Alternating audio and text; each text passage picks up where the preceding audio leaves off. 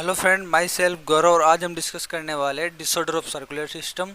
पिछले लेक्चर में हमने डिस्कस किया था डिसऑर्डर ऑफ रेस्पिरेटरी सिस्टम, ठीक है। और अगर वीडियो अच्छी लगे तो प्लीज़ वीडियो को सब्सक्राइब, चैनल को subscribe, share and press the bell icon, ठीक है। तो सबसे पहला जो डिजीज आता है उस डिजीज को बोलते हैं हाई ब्लड प्रेशर, जिसको हम हाइपरटेंशन बोलते हैं। तो बेसिकली जो बॉडी का नॉर्मल ब्लड प्रेशर होता है वो होता है 120 और से 80 के बीच के अंदर होता है, जिसमें 120 क्या होता है, 120 को बोलते हैं हम सिस्टोलिक प्रेशर और 80 को बोलते हैं डायस्टोलिक प्रेशर, ठीक है। अगर इससे ज़्यादा हो जाएगा तो हाइपरटेंशन हो जाएगा और कम हो जाएगा तो क्या होगा, हाइपोटेंशन हो जाता है, ठीक है। इसका मेजरमेंट के लिए एक हमारे पास एक इंस्ट्रूमेंट आता है, ठीक है, ब्लड प्रेशर को मापने के लिए, जैसा कि सेकंड डायग्राम के अंदर देख रहे हैं हम, ठीक है। इसमें क्या है, इस पंप के थ्रू इसको जैसे जैसे दबाते हैं तो इसमें हवा भरी जाती है, ठीक है।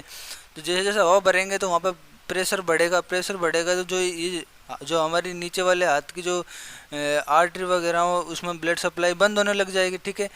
ब्लड सप्लाई कम्प्लीटली बंद हो जाएगी और उसके बाद एक MMHg का इंस्ट्रूमेंट भी लगा होता है ब्लड प्रेशर को मापने के लिए, ठीक है, यहाँ पे एक, ठीक है।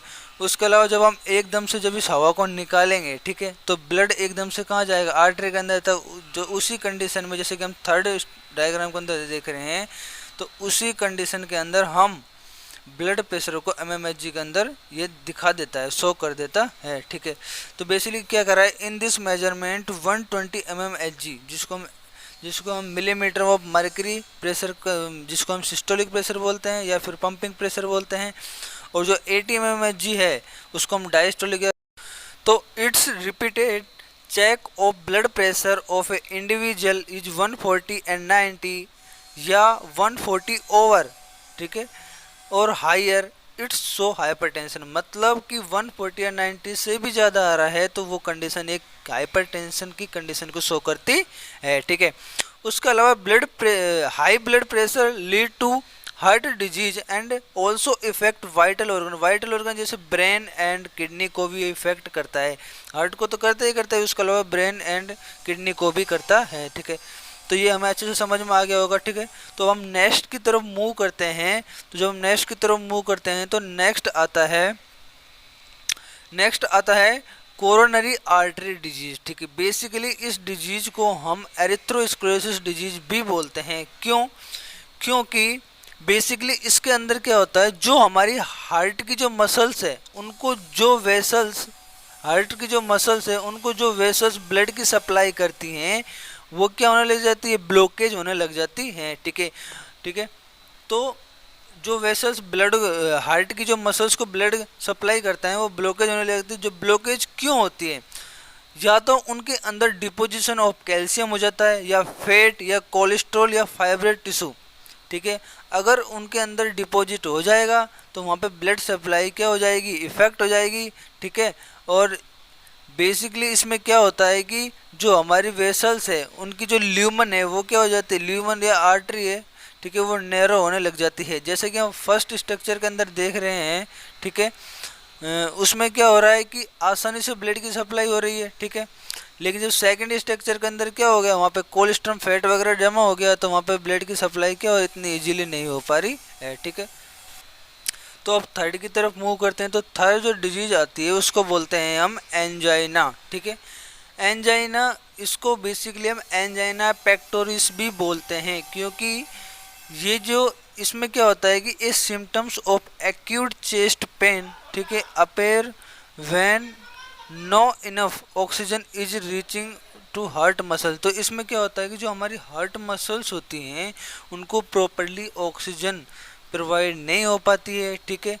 तो इस तरह से हमारे जो हार्ट के अंदर क्या होने लगता है, पेन होने लगता है, जैसे हम बोलते हैं ना कभी कभी छाती में दर्द हो रहा है, तो वो इसी कारण होता है कि ऑक्सीजन प्रॉपरली नहीं पहुंच पाती है जो हार्ट मसल्स होते हैं। उसके अलावा angina can occur in human के man and women in any age, but it is more common among the mid age and या फिर एल्डरली। मतलब कहने का मतलब ये है कि ये एंजाइना हो तो सकता है किसी भी एज में, लेकिन जो बेसिकली या जो मेनली जो होता है वो जो मिड एज होती है, आई थिंक जो 20 से 45 के बीच के जो अंदर होता है उसके अंदर ये होने के चांस ज़्यादा होते हैं, ठीक है। तो it's occur due to condition that effect the blood flow. तो इसके अंदर क्या होती है, तो इसमें क्या हो जाता है, हमारा जो ब्लड का जो फ्लो है वो इफेक्ट हो जाता है, ठीक है। इसी को बोलते हैं एंजाइना, या फिर जिसको बोलते हैं एंजाइना पेक्टोरिस, मतलब सीने में दर्द, ठीक है। तो एंजाइना खत्म हुआ तो जो नेक्स्ट जो लास्ट है वो उसकी हम बात करते हैं, तो वो क्या है, वो है हार्ट फेलियर, ठीक है। इसके अलावा एक होता है हार्ट अटैक, ये दोनों अलग अलग होते हैं, इनमें डिफरेंस होता है। तो हार्ट फेलियर के बारे में हम जानते हैं। तो हार्ट फेलियर क्या होता है, it means the state of heart, ठीक है, when it is not pumping blood effectively enough to meet the need of body, ठीक है। तो कहने का मतलब ये है कि हार्ट प्रॉपरली पंपिंग नहीं कर पाता है। अगर वो प्रॉपरली पंपिंग नहीं करे तो फिर क्या होगा, तो फिर जो बॉडी की जो आवश्यकता अनुसार जो बॉडी के पार्ट्स है उनको ब्लड की सप्लाई नहीं हो पाएगी, ठीक है। It is something called congestive heart failure भी बोल सकते हैं, because congestions of the lungs in one of the main symptoms of disease. तो कहने का मतलब ये है, तो इसको हम कॉन्जेक्टिव हार्ट फेलियर इसलिए बोलते हैं क्योंकि क्या होता है, क्योंकि जो ये हार्ट होता है हमारा, क्या होता है, लंग्स जो हमारा लेफ्ट लंग्स होता है उसमें कैविटी के अंदर होता है, ठीक है। तो वहाँ पे क्या हो जाता है, ब्लड भर जाता है। तो लंग्स के अंदर जो ब्लड भर जाएगा तो एक एक्यूट कंडीशन आ जाएगी, ठीक है। उसको बोलते हैं कंजक्टिव हार्ट फेलियर, ठीक है। तो heart failure is not the same as cardiac arrest, मतलब हार्ट फेलियर और कार्डियक अरेस्ट दोनों अलग अलग हैं, ठीक है। when the heart stop breathing, that is the conditions of heart failure, ठीक है।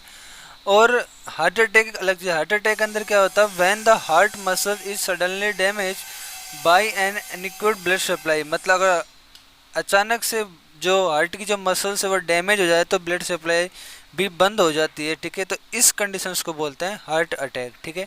तो इस तरह से ये हमारे डिजीज कंप्लीट होते हैं सर्कुलेटरी सिस्टम के। तो वीडियो अच्छी लगी तो please subscribe and like and press the bell icon my channel. Thank you.